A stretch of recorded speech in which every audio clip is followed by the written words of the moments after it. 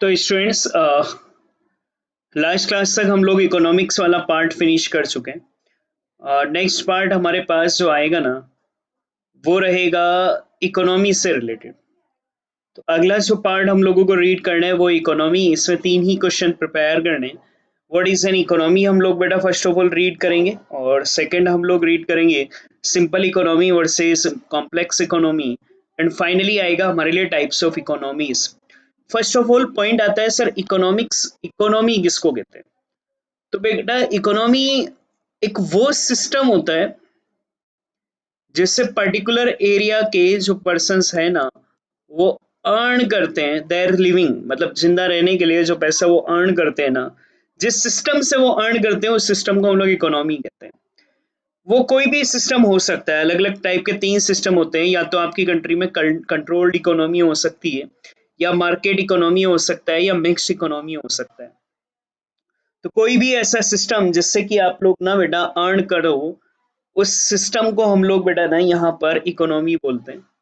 तो basically economy एक single line का ही डिफिनेशन हमारे लिए बनता है। Economy is a system by which people of an area earn their living. एक पर्टिकुलर एरिया के जो पीपल है ना वो इस एरिया के जिस भी सिस्टम से पैसा अर्न करेंगे उस सिस्टम को हम लोग यहाँ पर इकोनॉमी बोलेंगे। तो इकोनॉमी की डेफिनेशन लिख लें, हेडिंग डालें व्हाट इज एन इकोनॉमी। तो लिख लो economy is a system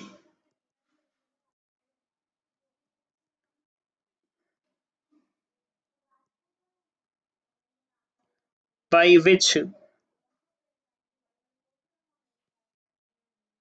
people of an area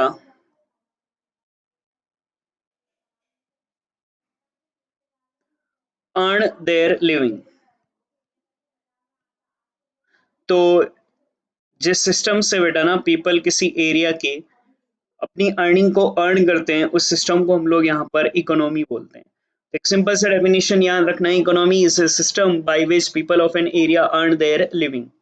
अब अगर ये सिस्टम ऐसा है जिसमें आपकी इनकम लो रहती है तो उसे सिंपल इकोनॉमी बोलते हैं।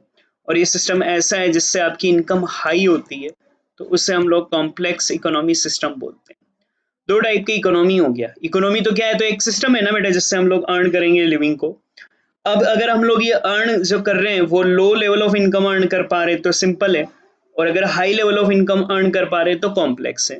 वैसे सिंपल और कॉम्प्लेक्स को ऐसे भी लिखा जाता है, एक ऐसा सिस्टम जिसमें इंटरडिपेंडेंसी लो हो। इंटरडिपेंडेंसी का मतलब ये होता है, देखो हर एक पर्सन दूसरे पर डिपेंड है।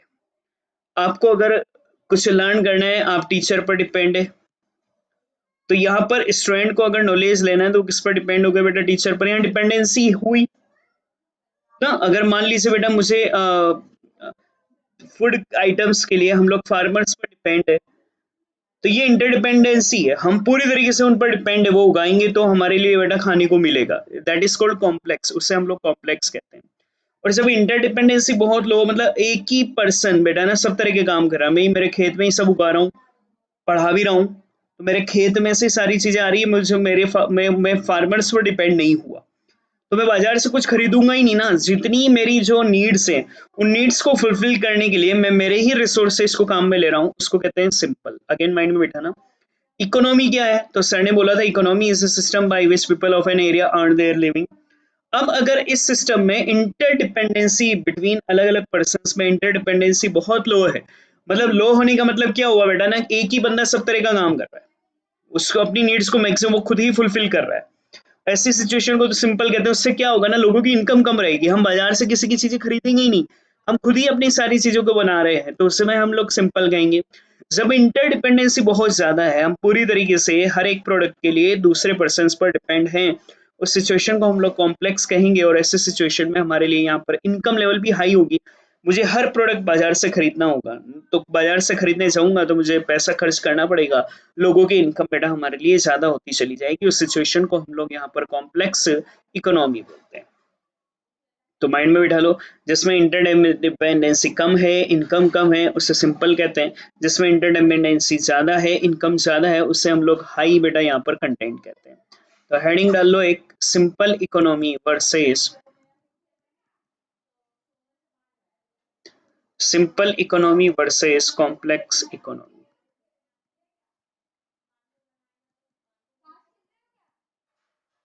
दो कॉलम कर लो बेटा, चार एक लाइन के ही करना, बहुत बड़े मत करना। एक तो करना बेटा सिंपल इकोनॉमी, और एक करना बेटा हमारे लिए कॉम्प्लेक्स इकोनॉमी।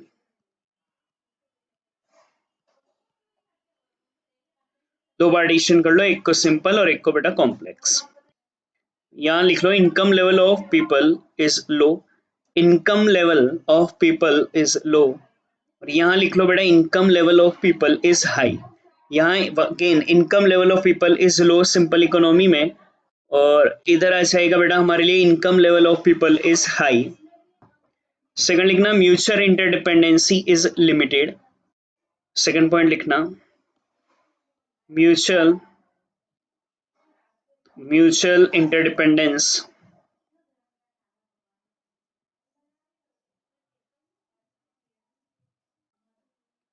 इज लिमिटेड, और इधर लिख लो mutual interdependence is very high. Simple economy में हम ज्यादा डिपेंड नहीं होते लोगों पर, सभी हम खुद ही बना रहे होते हैं, हमारी नीड्स ही थोड़ी लिमिटेड रहती है, तो जो चाहिए हम खुद ही कर रहे होते हैं। और कॉम्प्लेक्स में बेटा हमारी इंटरडिपेंडेंसी ज्यादा होती है। इसी रीजन से अब जरा सोचो, सिंपल इकोनॉमी में हम बाजार से कोई चीजें बहुत लिमिटेड खरीद रहे होते हैं, तो डिग्री ऑफ एक्सचेंज जो होता है ना, एक्सचेंज का मतलब ही क्या है, मैं कुछ लेता हूँ सामने वाले से लेता हूँ, जब मुझे जरूरत ही नहीं तो मैं किसी से कुछ लेता ही नहीं हूँ, तो यहाँ लिखना degree of exchange is limited, degree of exchange is limited.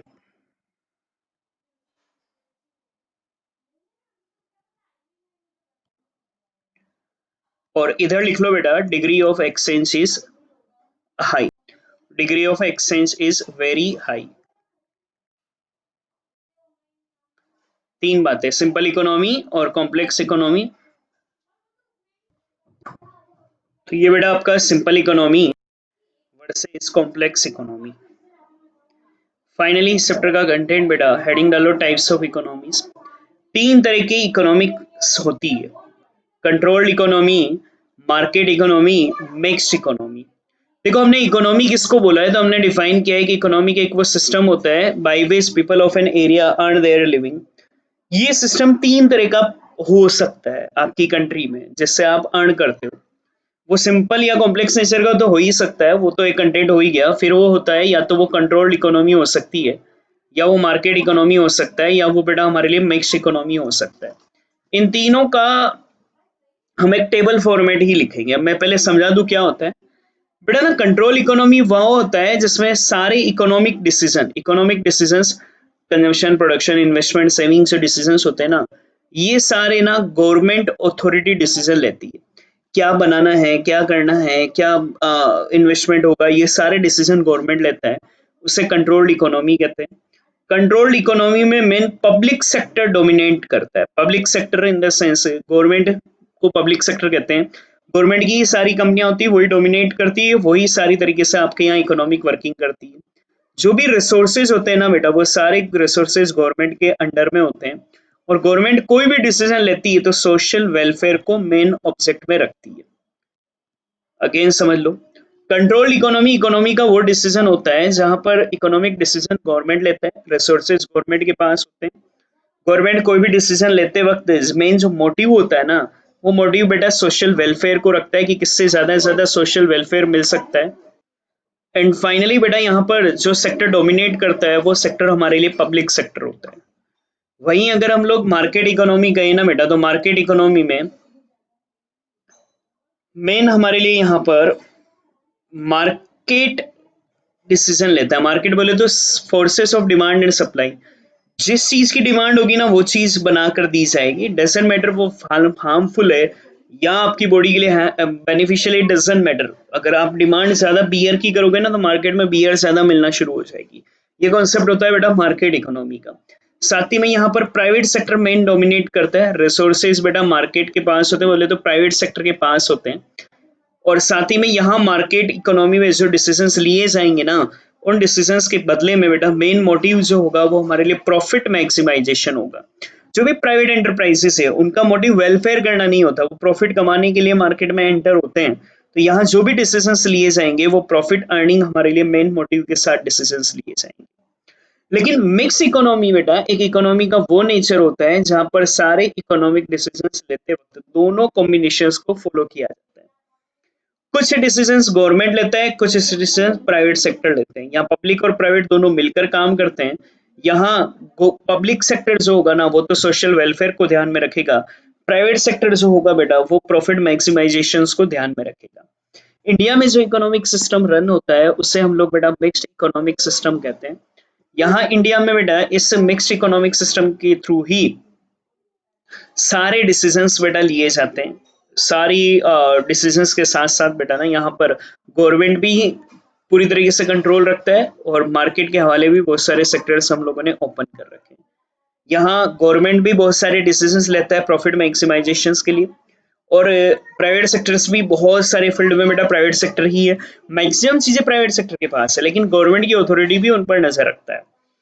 इस इकोनॉमिक सिस्टम को बेटा हम लोग यहाँ पर मिक्स्ड इकोनॉमी कहते हैं। तो कंटेंट यहाँ पर लेते वक्त तीन कंटेंट आप लोग बना ले, तीन कॉलम बेटा आप लोग यहाँ पर कर ले, उन्हीं तीन ही कॉलम में हम लोग यहाँ पर सारी चीजें लिखेंगे।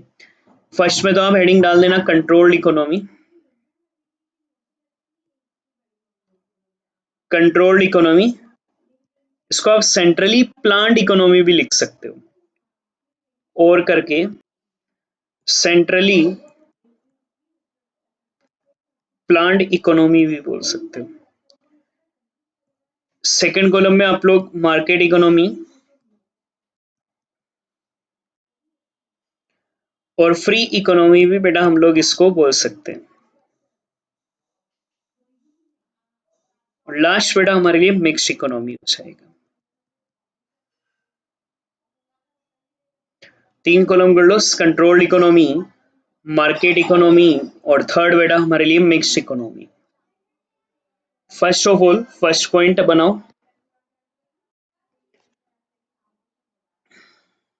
तो बेटा कंट्रोल्ड इकोनॉमी में इकोनॉमिक एक्टिविटीज कौन कंट्रोल करेगा? तो कंट्रोल इकोनॉमी में economics activities controlled by government और सम authorities.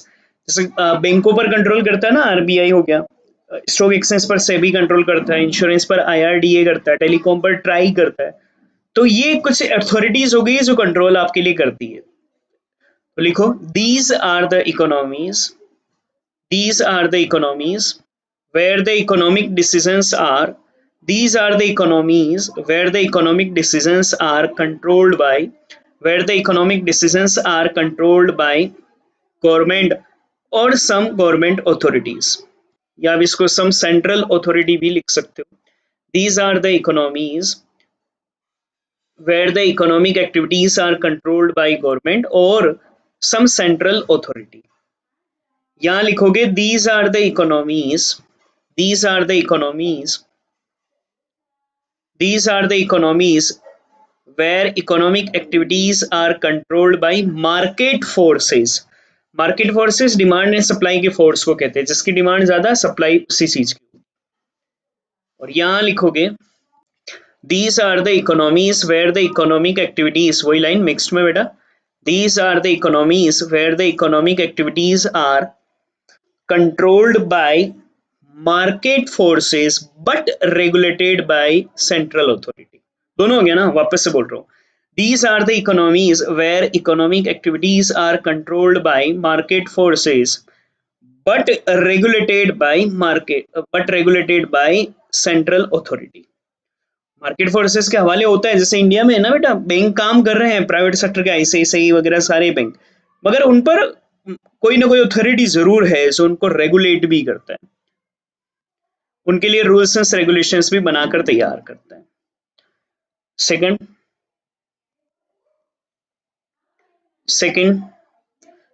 Public sector are dominate, लिख लो पब्लिक सेक्टर डोमिनेट्स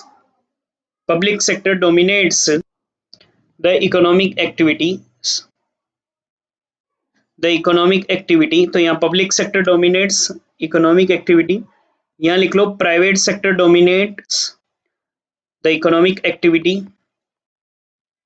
और यहाँ लिख लोगे both both public and private sector dominate public sectors dominate economic activity. तो यहाँ लिखा public sector dominates economic activity, private sector dominates economic activity, both public and private sector dominate economic activity. Third यहाँ लिख लो most resources are controlled by, most resources इन चीजों से बना सकते हैं चाइना में जैसे सब कुछ गवर्नमेंट के अंडर ही है। Most resources are controlled by government, और यहाँ लिखोगे most resources are controlled by the people. यहाँ लिखोगे resources are controlled both by the government and the people.